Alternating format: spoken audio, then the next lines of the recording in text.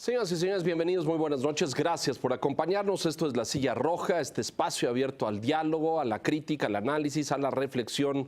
Muy bienvenidos, muchas gracias por acompañarnos. Le damos una muy cálida y cordial bienvenida hoy a un empresario regiomontano, a un hombre de una larga trayectoria en el sector privado, para hablarnos del proyecto político que hoy apoya y respalda. Alfonso Romo, bienvenido, muchas gracias por estar con nosotros. Muchas gracias, Leonardo. Muy amable por tenerme, muchas gracias. Gracias por recibirnos, muchas gracias.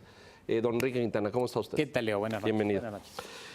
Bueno, ¿por dónde empezamos, querido Alfonso? Porque hace unos 10 años yo recuerdo a Alfonso Romo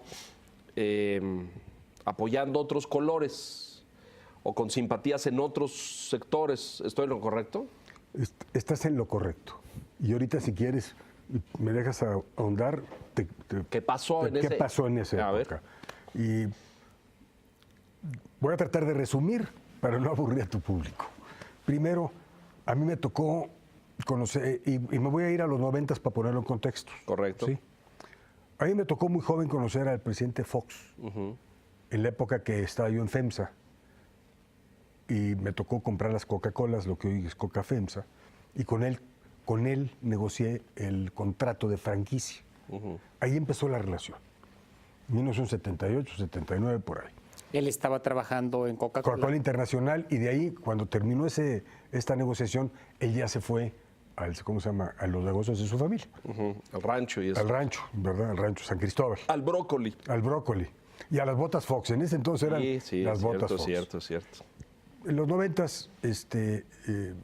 nos encontramos, fue a Monterrey, me dice, oye, ¿por qué no me ayudas? Hay que hacer un cambio. Sí, pues hay que hacer un cambio. Y me tocó participar mucho en ayudándole a dar una visión de país. Tuvimos muchas reuniones ahí en tu casa en Monterrey. Muchas gracias. Para ver qué teníamos que hacer en México. Que había que hacer un cambio democrático. Yo tenía una relación excelente con el presidente Zedillo. Yo no decía que Zedillo lo estaba haciendo bien. Había sacado al país de una crisis muy fuerte, pero al final ya era momento de un cambio democrático. Participamos en eso y así sucedió. También le ayudamos a Krill, fíjate a Santiago Krill, lo que son las cosas para que no llegara Andrés Manuel López Obrador. Yo no conocía a Andrés Manuel López Obrador, tenía una imagen de lejos de él, irresponsablemente, nunca lo quise conocer. Llega el 2004-2005 y se empieza a armar todo este paquete, toda esta estrategia del peligro para México. ¿Sí? Me piden que ayude a esa estrategia. Y me acuerdo que le decía yo a un grupo de gentes, inclusive al presidente Fox. Todos del sector privado. Público sobre todo. Público sobre todo. En este caso fue público, no fue privado. ¿Cómo? Dije, ¿por qué lo quieres destruir? ¿Por qué lo quieren destruir? En las Madero, tú que mencionas tanto a Madero, pues Madero llegó democráticamente al país. Pues en las contiendas políticas se compite, pero no estuve de acuerdo. Digo, en pocas palabras no estuve de acuerdo. Y te acuerdas que yo hice un movimiento político que se llamó Opción Ciudadana. Claro. No yo, un grupo de personas. Estaba inclusive, Dante Delgado, sí, que nos prestó al partido que era Convergencia, se llamó Opción Ciudadana, sentamos a mucha gente. ¿Por qué sentamos a tanta gente? Y después les puedo mandar el desplegado de los que firmaron. Porque había dos vertientes. Había una vertiente del PRI que no quería Madrazo y otra vertiente que no quería Andrés Manuel. Entonces, bueno, fue la mesa perfecta, ¿no? Entonces el objetivo era tener un candidato bisagra para que el que fuera abajo del PAN, en este caso, se ganara limpia y democráticamente, abierto. O sea, si nosotros con un bisagra teníamos 10 puntos o 5 puntos, pues ese era suficiente para... Correcto. O si Felipe, en ese caso, ese entonces, el presidente Calderón, iba abajo, bueno, pues él se sumaba. Lo mismo tratamos de hacer en Veracruz, para que no llegara Fidel Herrera. En aquel entonces. Dante era candidato, del PAN estaba un muchacho Buganza. Sí, ¿cómo no? ¿Te acuerdas? Sí. Entonces, el mismo trato. Gobernaba Miguel Alemán. Entonces, dijo, no pueden llegar estos. México necesita personalidades. que realmente tenga una vocación de servicio, ¿sí? Con pasados limpios. No puedo hablar mal de ninguno porque no conozco sus cosas, pero ese era el perfil. Viene el desafuero, en toda esta época era muy turbulenta, y yo pongo un desplegado, si tú te acuerdas.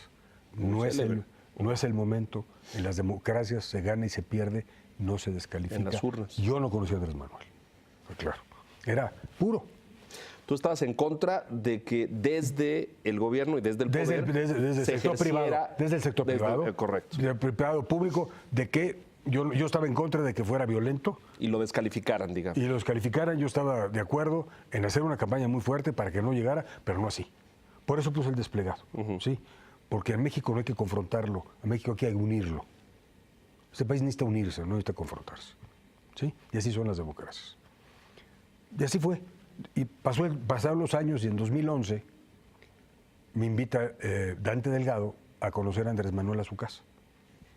Lo conozco, platicamos mucho. 2011. 11. Enero 2011. O sea, pasó el 2006, Sí. todo lo que sucedió. Ya, sí, etcétera. nada, todo. Decías que antes no querías conocerlo. ¿Qué te hizo cambiar la actitud para aceptar la invitación de Dante? Fíjate, Enrique, me dice Dante, oye, nunca has querido, ¿por qué no lo conoces? Originalmente, te voy a decir lo que le contestaba. No, me dijo. Dije, México necesita alguien con visión del siglo XXI, no del XIX, no del XX, ¿me entiendes?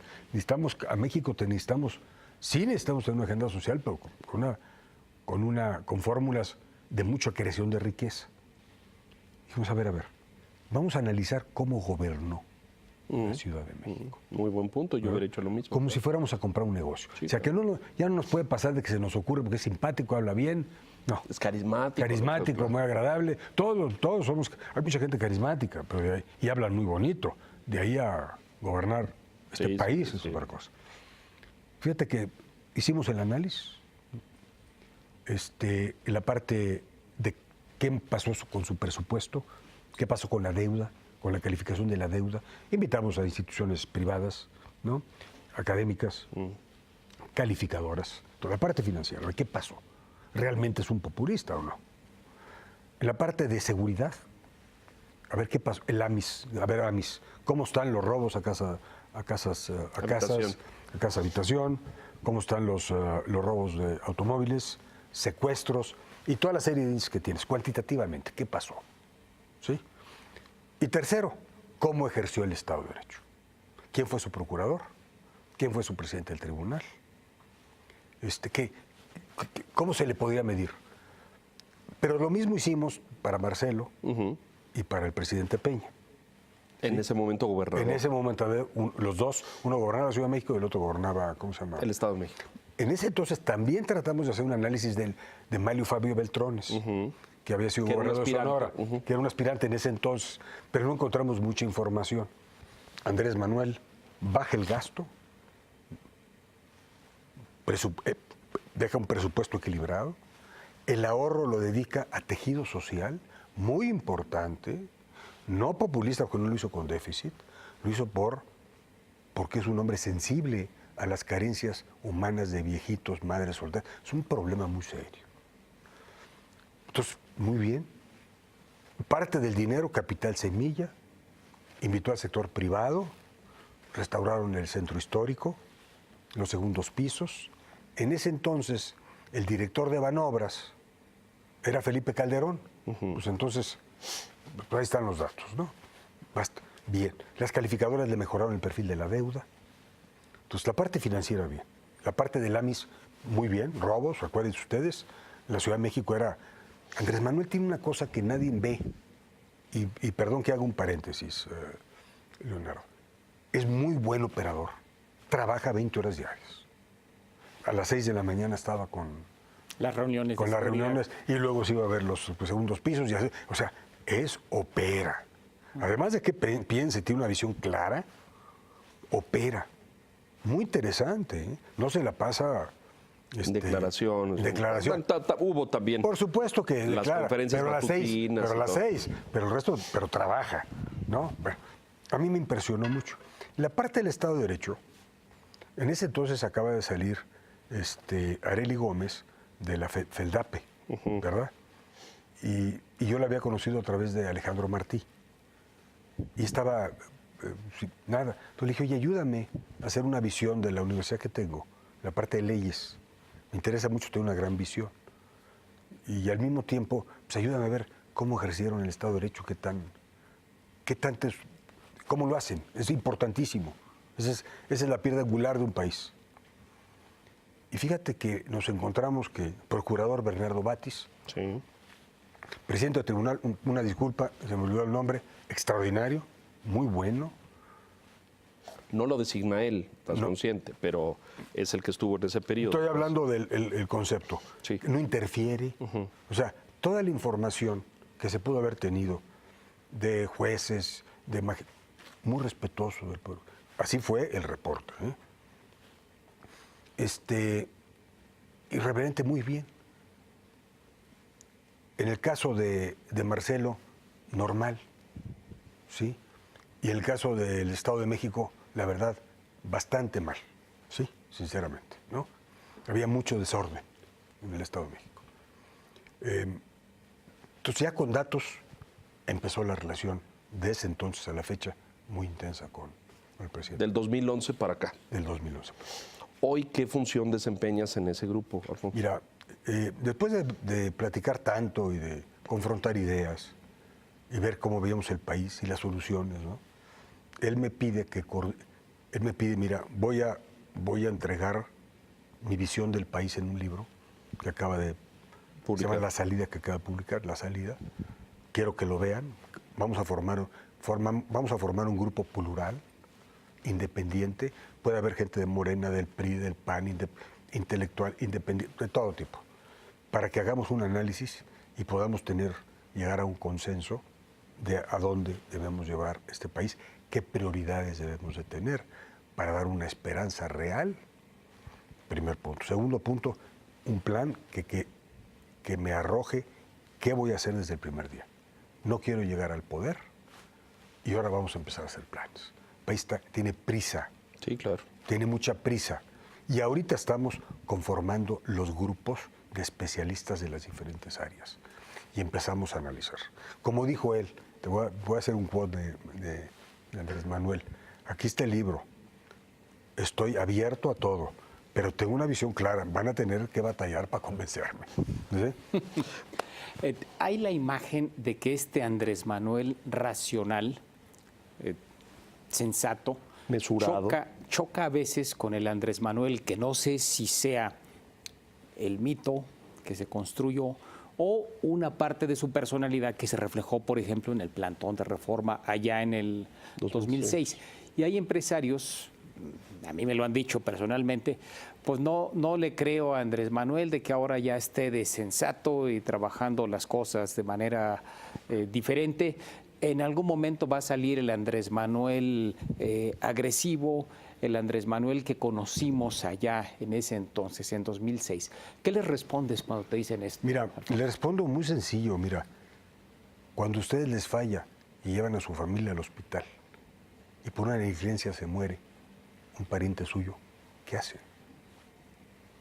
Cuando ustedes lo están luchando para algo y les ponen trabas burocráticas o de recuperación, ¿qué hacen? Segundo, Andrés Manuel es un líder social, es un líder que tiene convicción.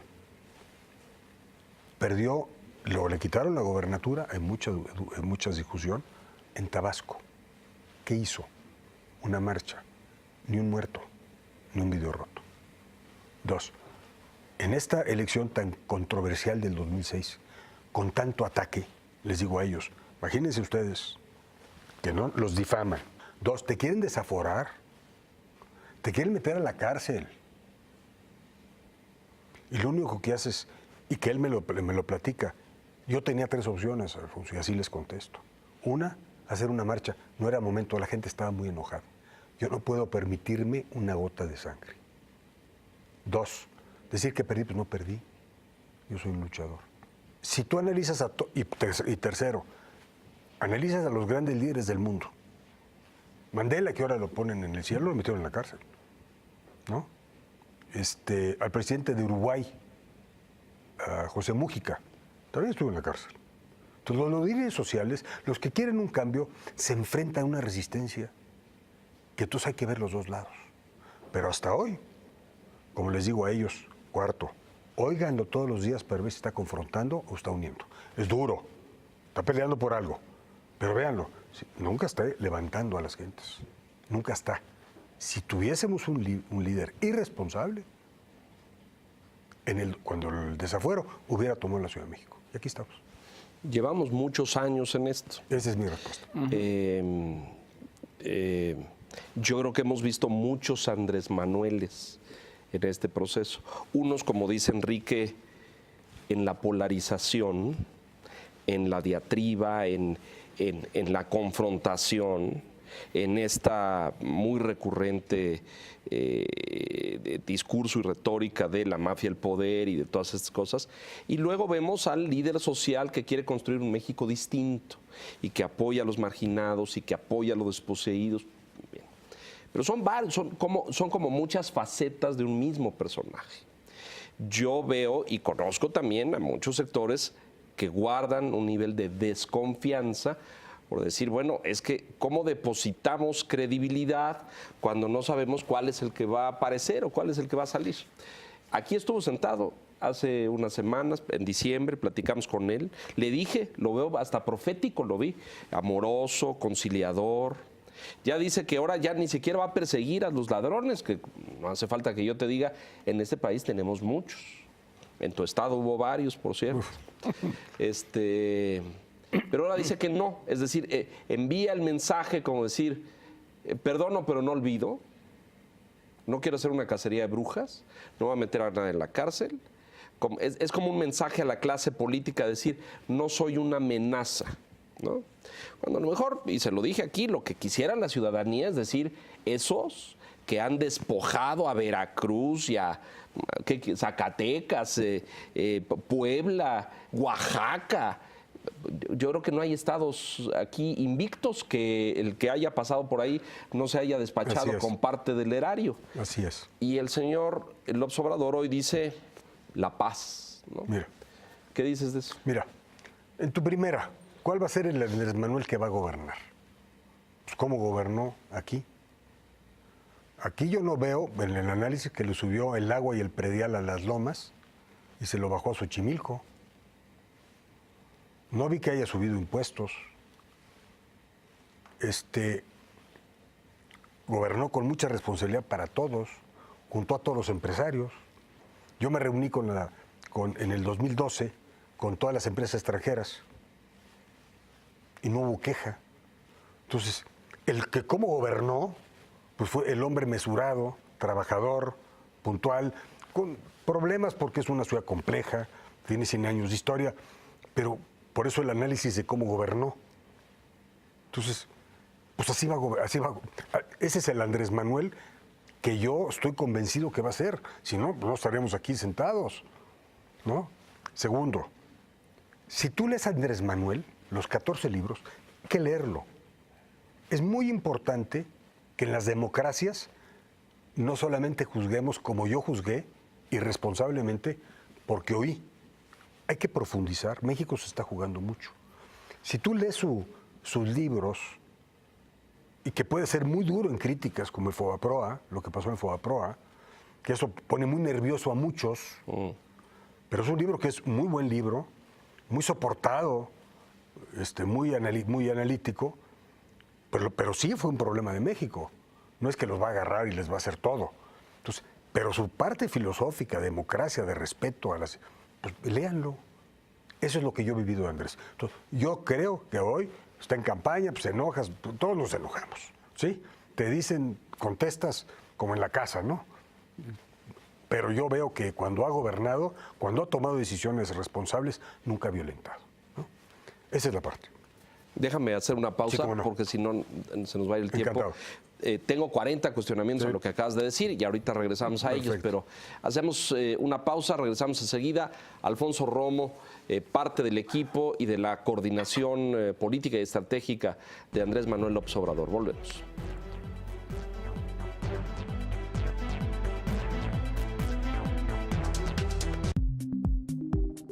El financiero Bloomberg, Power Business.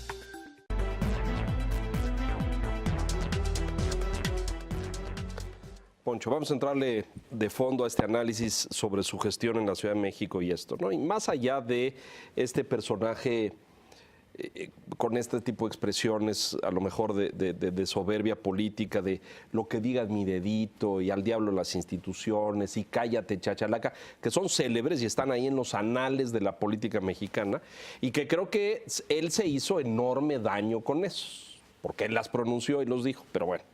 La Universidad de la Ciudad de México es un desastre, Alfonso, es un desastre. No tiene egresados, no van a clases, nadie trabaja y hay un presupuesto designado ahí porque lo decidió y lo pasó por la asamblea que controlaba. Y ahí tenemos una institución de no sé cuántos planteles que no sirve para nada. La hizo el señor López Obrador. Tú decías ahorita, los segundos pisos, eso es un mito porque hay una página ahí, todo es transparente. Niguas.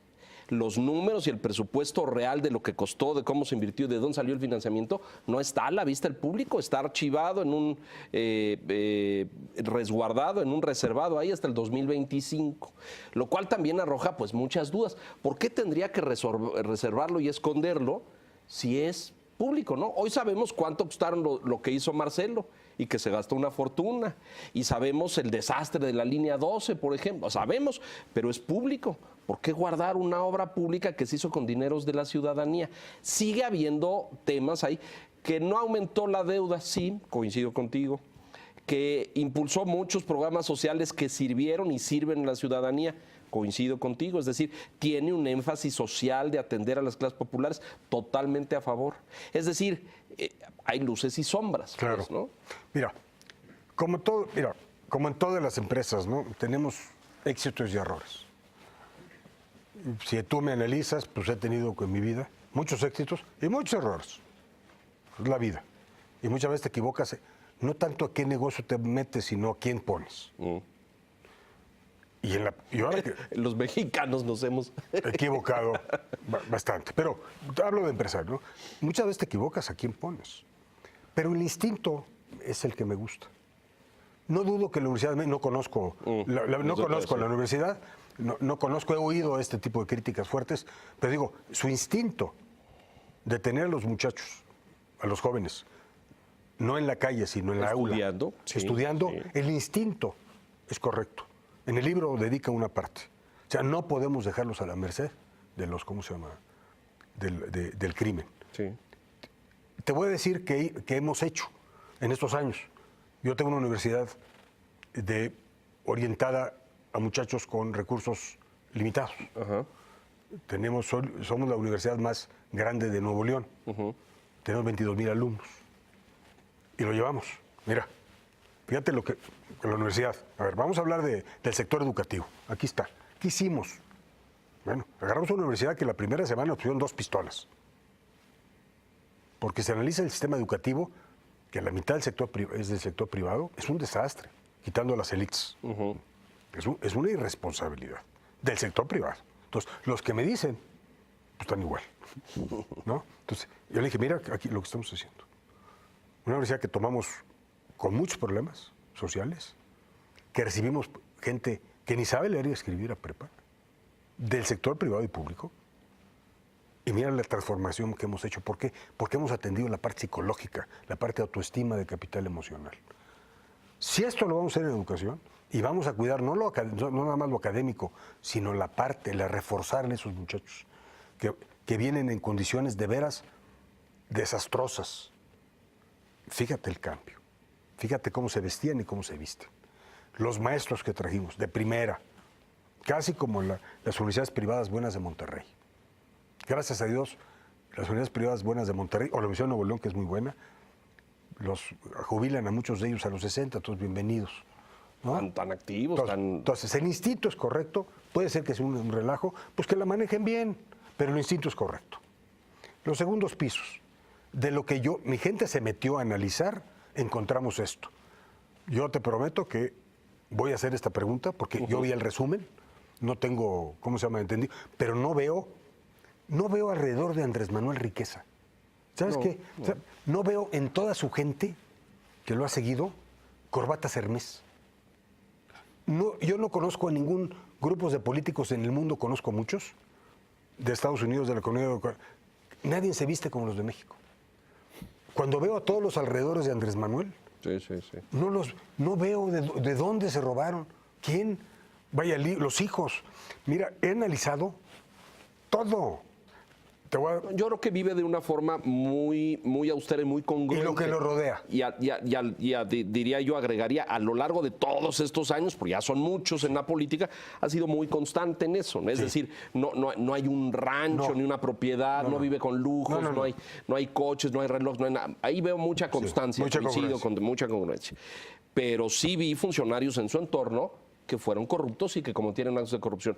Y a la ciudadanía le ofendió, le molestó porque dijo, ¿usted cómo lo permite si es su jefe? Él responde, bueno, yo no sabía, ¿no? Yo no estaba al tanto, no es que lo tolere, ¿no? Mira. Pero causó polémica, Mira, ¿no? por supuesto, mira, cuando me ha tocado comprar negocios, Leonardo, y cuando entras compras todo. Compras negocios de 80 años, ¿no? Con mañas y con problemas y con corrupción en el sector privado. No te das cuenta hasta muchos años después. O sea, no quiero justificar, porque México tiene un problema de corrupción en todos los niveles. Sí. Pelearte con todos, en todos los partidos. en contra de todos los partidos, de todos los colores, nada más que unos son un descaro, otros se te pelan. Pero no vi un perfil de corrupción. Vi mucho escándalo por esa cuestión mediática. De aquel entonces. De aquel entonces, y se fueron al bote.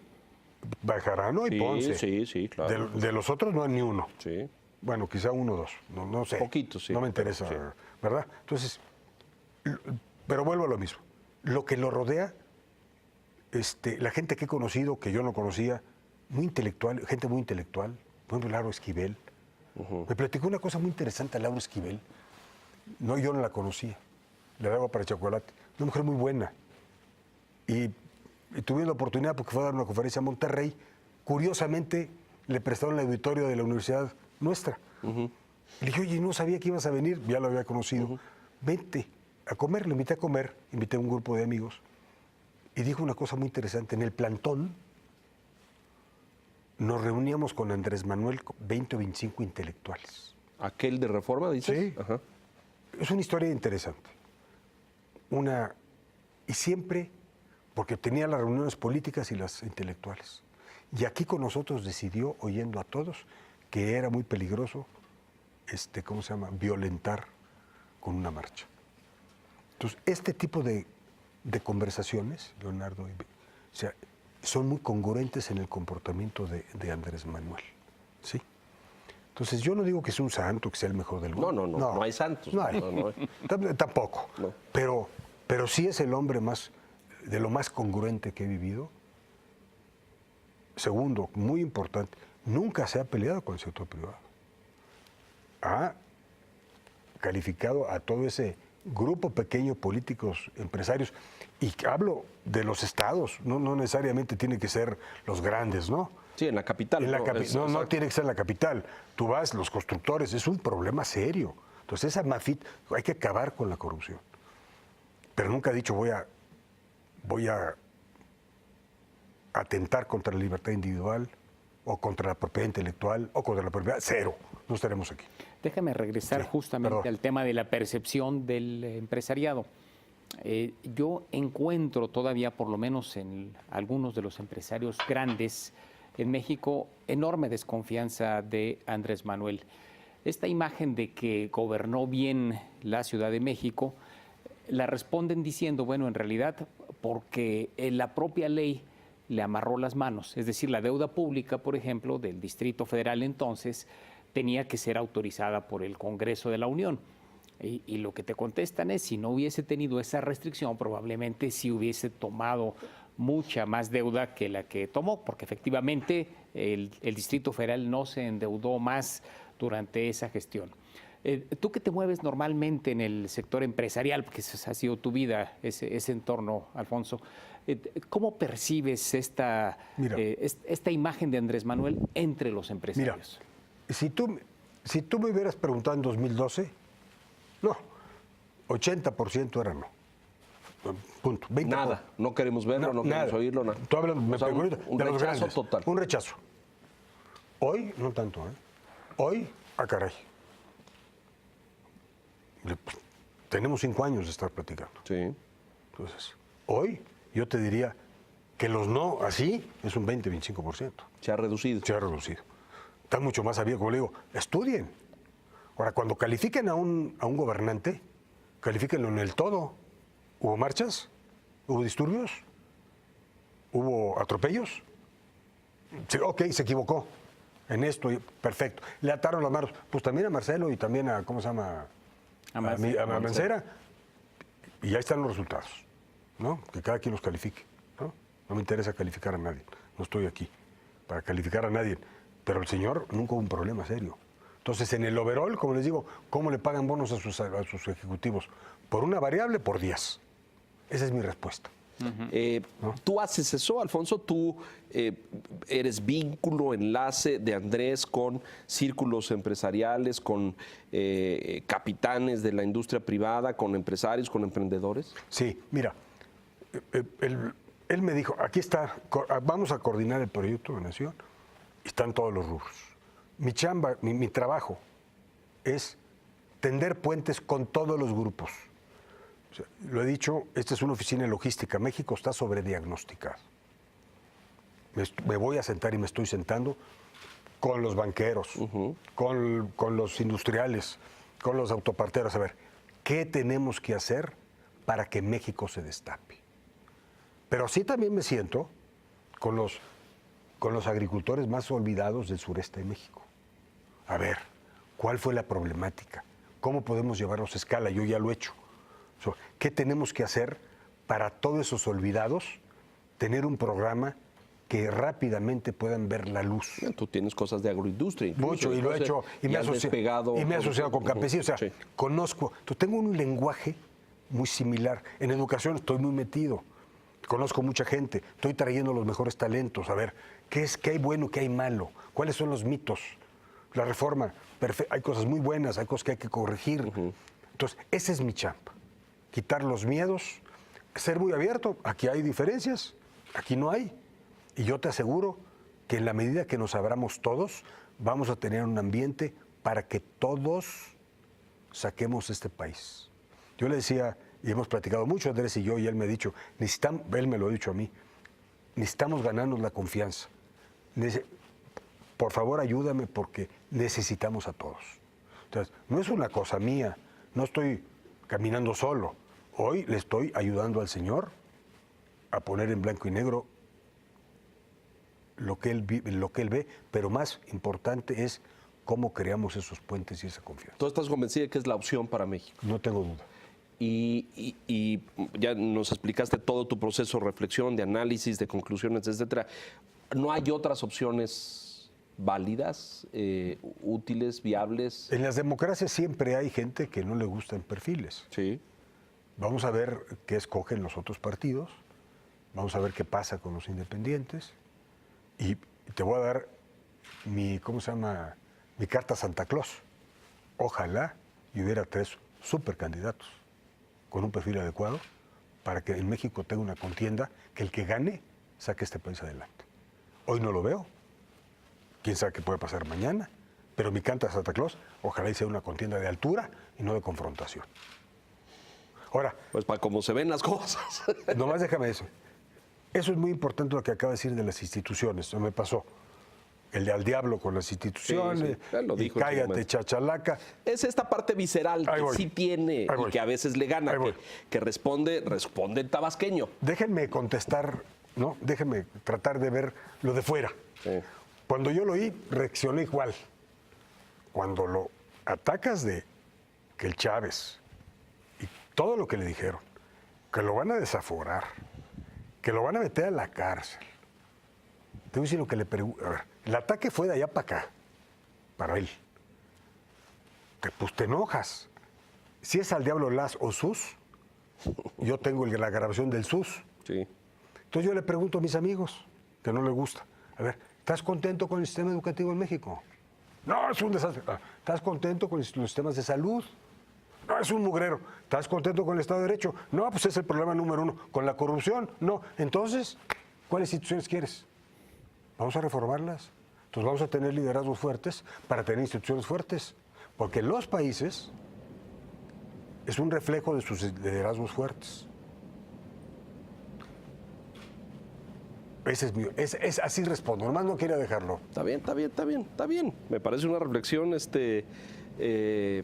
válida. Yo aquí estuvo y coincidí con él. Yo creo que México necesita un cambio profundo.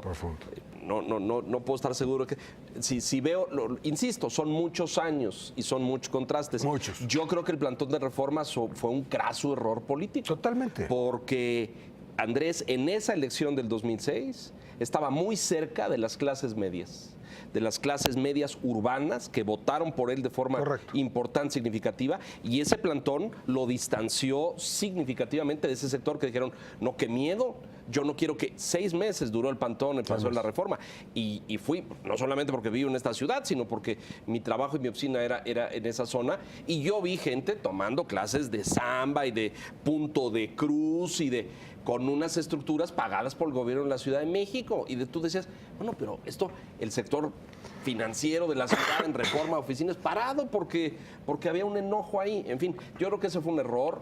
No hay duda. Tú dices, y dices bien, todos nos enojamos, todos cometemos errores, etcétera. ¿Cómo recuperar la confianza, no? ¿Cómo reconstruir ese vínculo que la ciudadanía sí tuvo con él en algún momento? ¿Mensajes? Vamos a mensajes. Regresamos con Alfonso Romo. Gracias.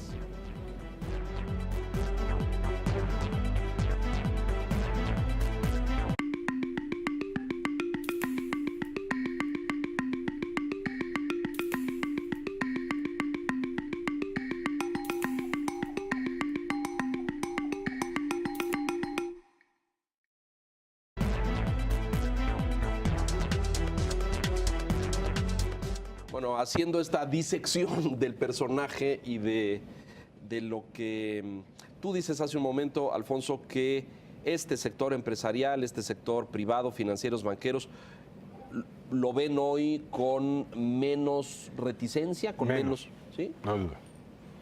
Mira, primero están muy cansados, hay un gran pesimismo en México por todo.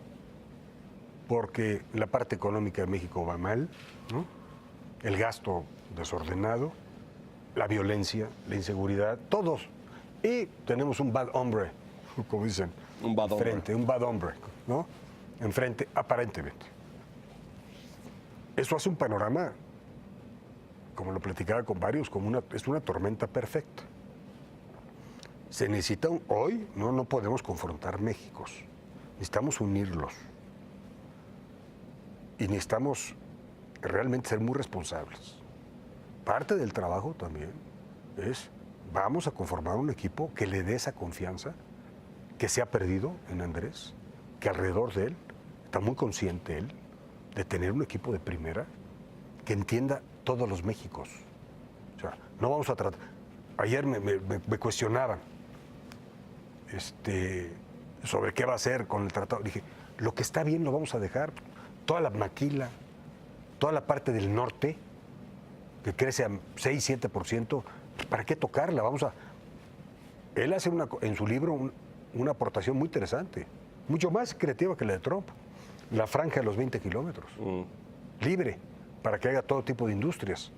Pues es una barda. Claro. Bueno, es una zona libre. Es una zona libre. O sea, él es muy creativo, o sea, tiene su plan.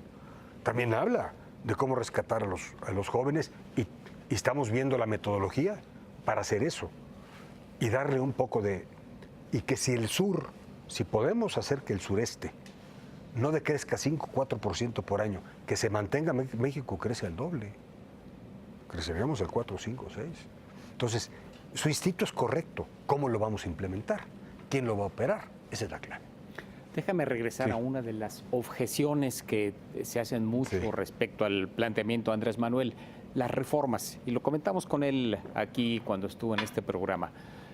Muchos empresarios dicen, el riesgo de que llegue Andrés Manuel es que eche para atrás, quizás de manera muy específica, la reforma energética, para no hablar en general, sino especialmente la reforma energética. Y nuevamente cerremos este sector que apenas está abriéndose a la competencia y nuevamente tengamos empresas paraestatales ineficientes, gigantescas, con un mal uso de los recursos públicos, con corrupción, etcétera. Cuando te hacen este cuestionamiento, Alfonso, ¿qué dices? ¿Qué contesto? Mira, es un tema, yo creo que es el tema más delicado. Lo tocas perfecto. O sea, ¿en qué está convencido Andrés Manuel?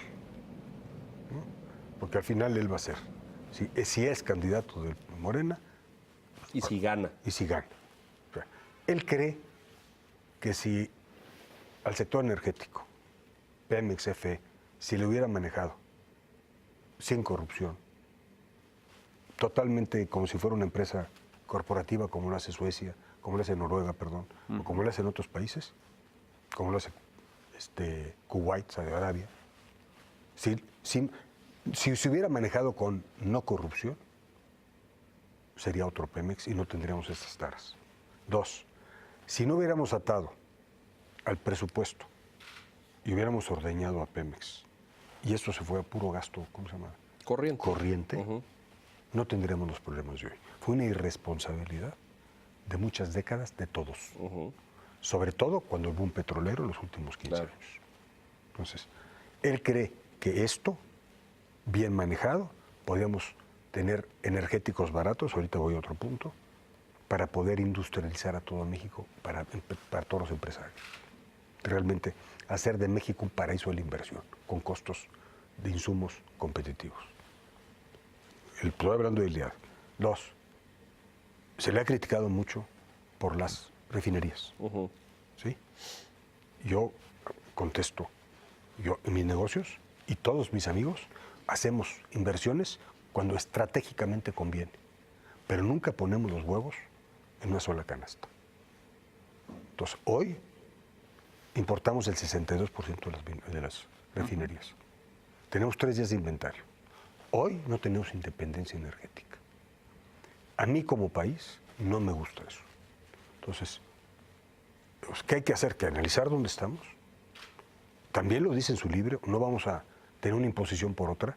Los contratos se van a respetar los que hay. Se van a revisar como todo es revisable, que sean bien para el Estado, que no haya habido problemas, que no tengo conocimiento, no estoy acusando a nadie, pero respetando estos contratos, se está convencido, este grupo, Andrés está convencido que se puede manejar muy eficientemente y sin, ¿cómo se llama? Corrupción. Nuestra chamba es analizar, ver los retos de México y ponerle a él un escenario para que decida. Entonces nosotros estamos más fríos. No conozco ningún país que por gusto pierda su independencia económica y alimentaria. Europa es un caso. Depende 80% del gas de Rusia. No puede negociar. Porque no tiene. No puede negociar, pero eso sí. Alimentos. Fíjate que es un caso muy parecido. Entonces, la balanza agrícola en México es positiva, sí, por otras razones. Pero importamos el 60% del maíz, 80% de la soya o 90%, 80% del frijol. ¿Cómo? Por 30 años no hemos abandonado todo esto. Se me hace muy irresponsable. Entonces, vamos siendo racionales, vamos quitando ideologías y vamos a ver qué camino encontramos. Bueno, suena muy bien, me gusta. Es decir, a mí me gustaría que el análisis de Andrés Manuel fuera desideologizado, sino que fuera muy pragmático. Por ejemplo, ningún país construye una refinería hace 25 años.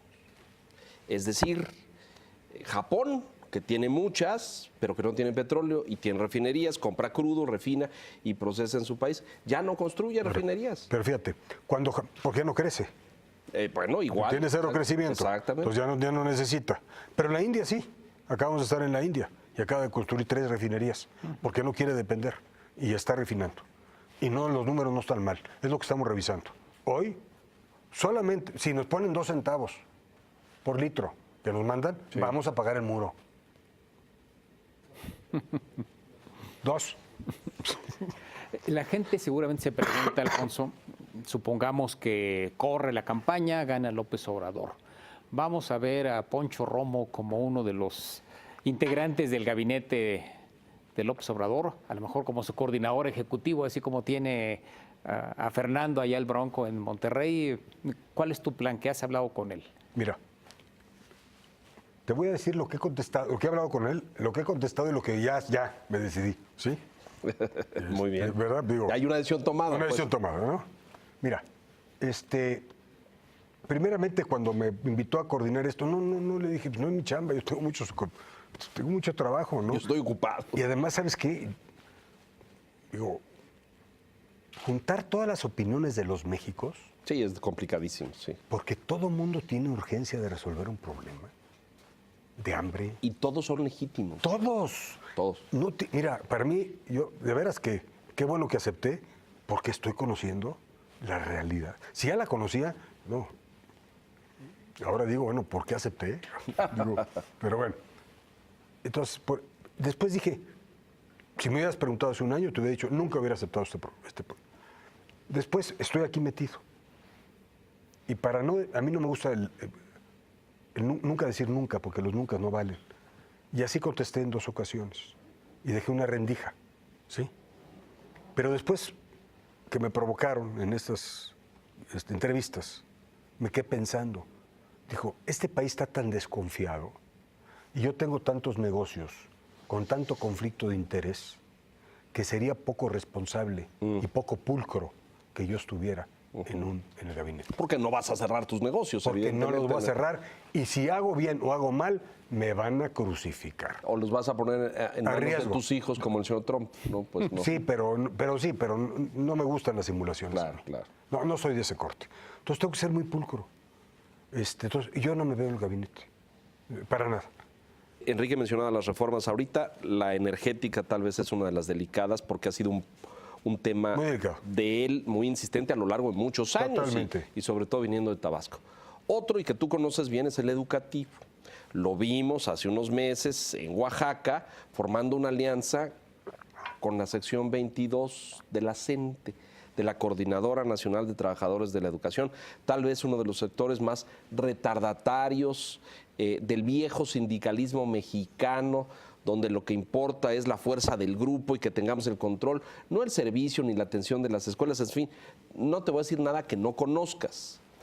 Esos signos son enormemente desconcertantes porque todo político hace muchas cosas para conseguir votos. Ahí vemos al señor Trump allá en Estados Unidos diciendo una cantidad de dislates en aras de lo que consiguió y de mantener la simpatía. Pero, es decir, el que Andrés Manuel salga y diga que está junto y que respalda a un grupo que está en contra de la reforma y en contra de todo lo que significa avanzar en materia educativa, pues es desconcertante. Pues. Mira, nadie está en contra de la calidad de educación. Nadie está en contra de la meritocracia. Lo que sí hay que ver es cómo se implementó, cómo se cambiaron las reglas de juego, porque cuando tú cambias un contrato colectivo, necesitas negociar. Yo lo he vivido. Entonces, las imposiciones crearon mucho ruido. Entonces, primero se fue por la parte laboral y luego por el modelo educativo. Perdón, primero es lo otro. ¿Cómo vas a evaluar si no tienes modelo? Sí, primero tienes el modelo, después ves dónde estás y lo haces paulatino. 2, y en eso coincido con él. No es lo mismo Nuevo León que Oaxaca. No es lo mismo. Claro. No es lo mismo. Dentro de lo que yo conozco, de la posición de Andrés, no tengo duda de que lo que más quiere es el mejor sistema educativo que hay.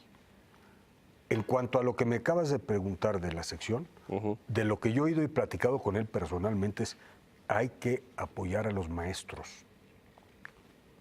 Hay gente muy buena en Oaxaca en los maestros. Las comunidades eligen a sus maestros, son muy independientes, los usos y costumbres hay que entenderlos. Entonces, para mí hay una distorsión entre lo que se ha dicho en los medios que es al sindicato o es a la base. Yo lo que he vivido es a la base, no a los sindicatos. De hecho, el sindicato no quiere a Andrés Manuel. El sindicato es más radical.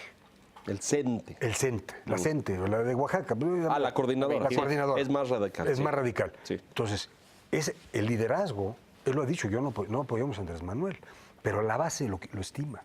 Andrés conoce las usos y costumbres. Entonces, su discurso es para ellos, no para ti ni para mí, ni para los empresarios. Yo le digo a mis amigos, vayan a ver allá cómo está la problemática para poder opinar. No le estoy justificando, lo estoy entendiendo. ¿Sí? Se nos va a acabar el tiempo, así es que creo que vamos a tener que ir a conclusiones. Y apenas llevamos como la mitad de lo que quisiéramos hablar. Pero bueno. No, tendremos que hacer una revisión. Creo que te metiste una tarea muy interesante en algún momento tendrá que haber conclusiones de este grupo de trabajo que estás coordinando, porque tampoco se pueden hacer planes permanentemente, y va a ser muy interesante someter estas conclusiones a una discusión pública, presentarlas y ver qué tipo de reacción se genera entre los empresarios y otros partidos políticos y la gente y la población en general. Creo que la sociedad. Creo que es una tarea necesaria y más allá de Andrés Manuel, ojalá que esta propuesta se concrete en algo muy útil para el país. Así es, Enrique, y así es, Leonardo. Mira, el objetivo es hacerlo, sentarnos, revisar. El diablo está en los detalles, ¿no? Consensar, tratar de tener una cosa muy clara, ¿no? Pero muy clara también nacional y regional. ¿Sí? Tenemos que ser muy inteligentes para eso. Esperamos este grupo tener éxito. Está complejo. ¿Sí? Hay mucho resentimiento de todo, muchas desconfianzas. Entonces, ojalá, espero que tengamos esta inteligencia y esta sensibilidad para poderlo hacer, y con mucho gusto, a la hora de la verdad, habrá que discutir, habrá que poner en blanco y negro, porque va a ser el programa de nación de él para poder llegar si es que es el candidato, para llegar a la presidencia. Ojalá, y te lo deseo de todo corazón, Alfonso, porque México lo necesita. Te voy a decir lo que pienso, que en este oficio no se nos permite mucho a veces decir lo que uno piensa, pero yo celebro que un empresario con tu experiencia y trayectoria se sume a un proyecto de estos y lo enriquezca. Porque los empresarios vienen de una visión dura, pragmática, de echar a andar un negocio, de dar empleo, de pagar nóminas. No andamos mucho en el tema de la ideología. Tenemos que dar resultados porque si no, tus accionistas se acaban y tus clientes no compran lo que produces y se acaba el negocio. Y a veces los políticos están muy lejos de eso, ¿no? Y estas frases y esta retórica enorme que de repente no aterriza en la realidad, ¿no? Entonces, yo celebro que un hombre como tú tenga en primer lugar este compromiso con México, no esté buscando un beneficio personal, que híjole, o sea, nunca, ni con nadie. Bueno, pero eso, o sea, es casi una excepción, ¿no? Es decir, todo empresario que he visto cerca de un proyecto político está buscando un contrato, una concesión, una mina, una vía de paz, algo, ¿no? Tú no, qué bueno, felicidades, enhorabuena. Y como dice Enrique, que esto se aterrice en cosas concretas. Yo creo que Andrés Manuel es sin duda un líder social histórico en este país, que ha dado una batalla importante por muchas cosas. Yo le limpiaría y le quitaría un montón de excesos verbales, retóricos, lingüísticos, ideológicos y cosas, porque su convicción es auténtica y es sacar adelante este país, cosa que muchos compartimos. Así es que cuando esto esté concreto en un proyecto y en un plan, pues los invitamos nuevamente a volver a discutir. Encantado. En alguna ocasión me gustaría platicar de los avances que queremos hacer. Perdón que haga una excepción. Sí. Voy a cerrar con algo particular. Siempre el sector financiero tiene que estar diseñado para que cuando cualquier individuo levante la mano, le fluya el capital. No se ha creado nueva riqueza en México. Todas las nuevas tecnologías muchas de ellas se necesitan, con muy poco se pueden hacer muchas cosas. Entonces tenemos que, una de las tareas fuertes, y voy a darle mucho gusto a todos, es que siempre hay beneficios fiscales, pero nunca están acompañados con un marco regulatorio ordenado, donde el ahorro de México, la banca de desarrollo, realmente esté enfocado a la creación de todo lo nuevo que viene. Si esto lo hacemos bien, la creación de empleos va a ser brutal. Ojalá. Ya no te preguntamos, pero ¿has recibido rechazos y oposición, críticas, gente en tu sector que te diga, pero Poncho, ¿cómo te fuiste a meter en eso? ¡Qué barbaridad! ¿Has recibido algo de esto? Fíjate que no. Fíjate que yo creo que Fue un movimiento de él, de Andrés Manuel muy inteligente, porque probablemente él nunca lo hubieran recibido, ¿no? A mí, bueno, qué bueno que estás. Sabes que eres derecho, nos vas a decir qué pasa. No le dije, pues pónganme gente, ayúdenme. Claro. Y se van a dar cuenta. Entonces, yo lo digo de broma, pues me tienen de infiltrado, les digo, ¿no? Me digo bromeando, ¿no? Nos vamos. Don Enrique, muchas gracias. Gracias, Alfonso Pancho. Romo, mucho éxito. Gracias por compartir esto Encantado. con el auditorio y le estaremos dando seguimiento. Encantado. Porque pues hay un camino todavía de aquí al Mucho, 18. muy ¿no? largo. Muchas Muy gracias amable. por compartir. Muchas gracias. Gracias. a los dos. Y gracias.